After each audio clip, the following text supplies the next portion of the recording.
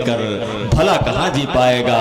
लेकिन परसों हार गया मैं जिस दिन आज फच्चा करता साहब, लेकिन परसों हार गया मैं जब मानवता चली गई। भूखी बिटिया सिसक सिसक कर दुनिया छोड़ के चली गई। भूखी बिटिया सिसक सिसक कर दुनिया छोड़ के चली गई। और कह रहा है कि मैंने भारत की धरती को अपने लहू से सींचा है। वो इसलिए नहीं कह रहा है कि उसके नाम पे कोई कब सम्मेलन हो जाए, कोई सड़क बन जाए। वो केवल अपना दर्द अपने भाइयों तक पहुंचा रहा है कि मैंने भारत की धरती को अपने लहू से सींचा है। सिर्फ किसानों का जीवन पतझड़ का एक बगीचा है।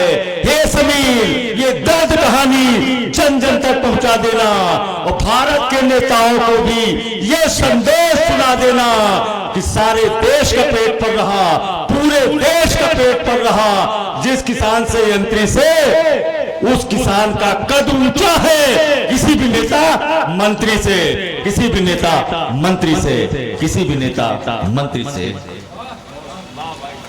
बहुत बहुत धन्यवाद।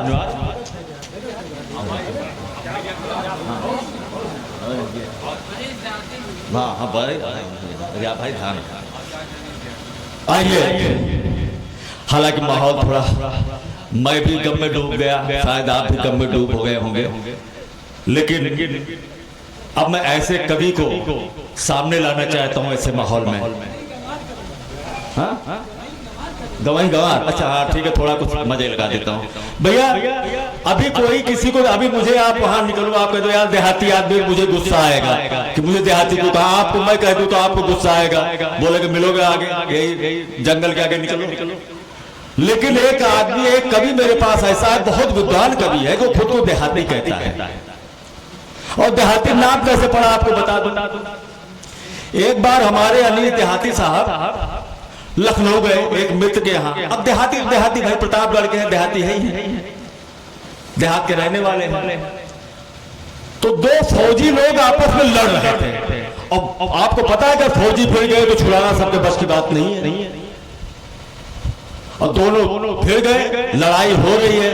अब इनका मित्र छुड़ा रहा, ये दूर खड़े हैं जो परिचित था, नहीं छोड़ रहे दोनों, पूरी कोशिश लगा दिया। तब तक हमारे देहाती जी ने कहा एक काम करो, आप थोड़ा दूर हटो, हम छुड़ा देंगे। अरे बोले यार, हम पढ़े लिखे आदमी होकर, विद्वान आदमी होकर या शहर में रहने वाले होकर इन फौजियों को नहीं छुड़ा पा रहे हैं, तुम देहाती लोगों का काम है इसमें। कहे है देहाती लोगों का ही काम है, आप हट के बताओ।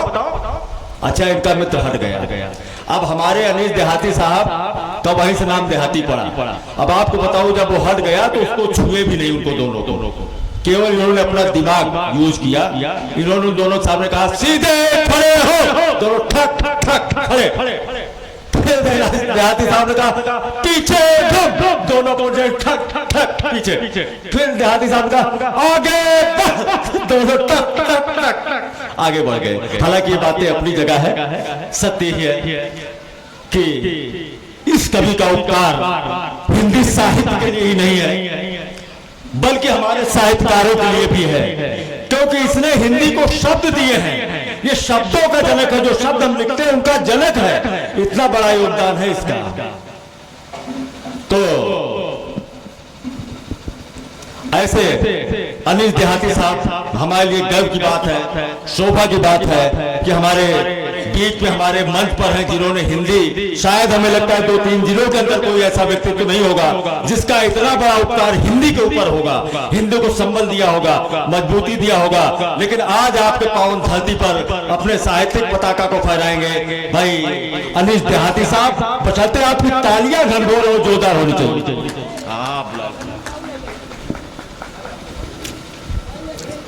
भाई अनिल देहाती साहब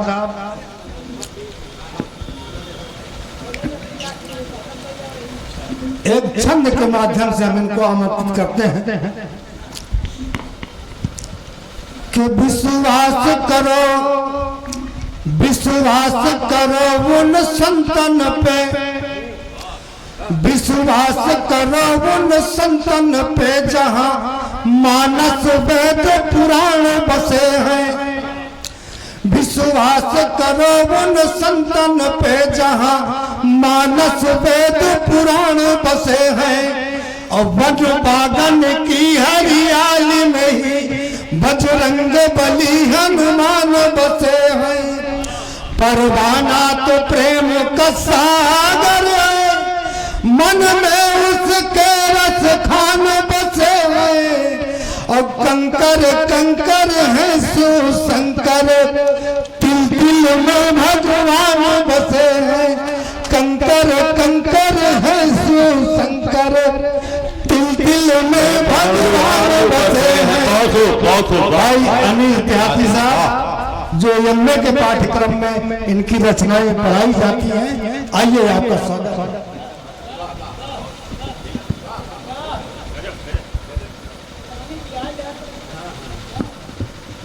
आज के इस सारस्वत कार्यक्रम के सम्मानित अध्यक्ष महोदय, साहित्य संगम संस्था के सम्मानित अध्यक्ष आदरणीय महाराज जी जो बहुत पीछे बैठे हैं, और उसके मंत्री आदरणीय दीन जी, उनकी पूरी कमेटी, वरेण्य साहित्यकार बंधु मित्रों,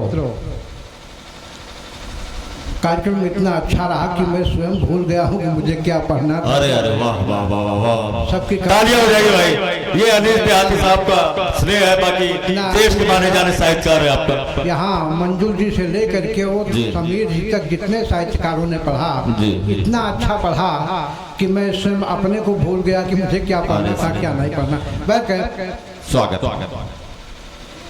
मैं दो बंद तीन भगवान राम पर, दो तीन छंद वाह श्रीमद् भगवत गीता पर जी, और दो तीन बंद माटी शीर्षक की रचना का पढ़ना चाहता हूँ।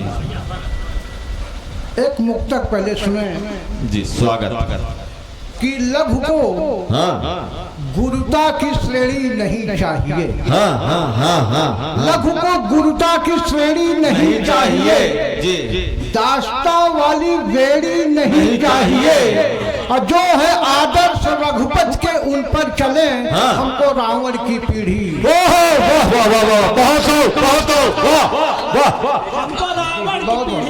धन्यवाद मित्रों। अरमंते जोगिना जस्मिन इति रामा। मैं उन राम के बारे में एक दो बंद और उनसे ये निवेदन कर रहा हूँ कि आप सबका उद्धार करें। बिल्कुल बिल्कुल। अगर आपके पास अवसर शेष बचता है तो हम सबके उद्धार के लिए हम लोगों की ओर भी अपनी दृष्टि कीजिए। कविता सुनिए उठी की कि 3 लोग 14 भुवन मन। तीन लोग 14 भुवन माँ कृपा जेके बनी रहे। अच्छा वाह। 3 लोग 14 भुवन माँ कृपा जेके बनी रहे, और दया धर्म के करवैया में सुख के छतुरी तनी रहे। और भगे दलित दिल 100 जोजन तक। अच्छा। दया का बदली घनी रहे, सोवत जाग चला चलावत चर्चा जेके खनी रहे। वही राम जी दुनिया के जड़ चेतन के उद्धार के सब पे कृपा कह होया तो हमरो बेड़ा।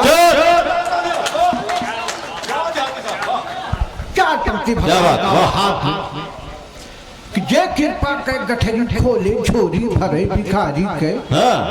जे कृपा के गठरी खोले झोरी भरे भिखारी के। माया मोह के पुतरी खोले सब दुख हरे पुजारी के। मन ज्यादा रह जाए बनी ना काम कहे होशियारी के। बहुते हुकुम भय बनवासी मान रखे महतारी के। वही राम जी भौमा बूढ़ी तौरत के उलझाते। अच्छा कृपा कह होया तो हमारा बेड़ा। वाह वाह वाह वाह वाह वाह, बहुत हो। 4 पंक्ति और जी, स्वागत। बहुत बहुत धन्यवाद। हाँ यार, भगवान का महात्मा जी।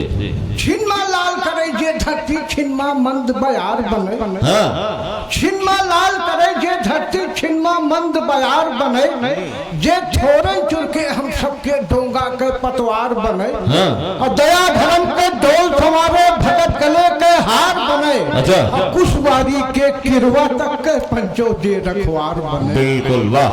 वही राम जी भेद के हाजिर सबके ऊंच मुहार के हाथ। कृपा कह हो। क्या बात है, बहुत बढ़िया, बहुत हो। भगवान ने सबको तारा है। दो तीन नाम गिना रहा हूँ जी कि गड़का गीत अजामिल तारे तारे सदन कसाई जे। हाँ गड़का गीत अजामिल तारे तारे सदन कसाई जे।